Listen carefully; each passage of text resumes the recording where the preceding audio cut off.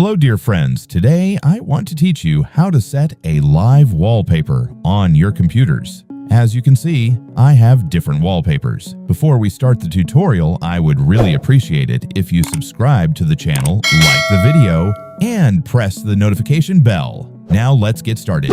You will need a software program and the link is in the description. You can download it from there. You will also need short 4K videos, and the links for both are included in the description.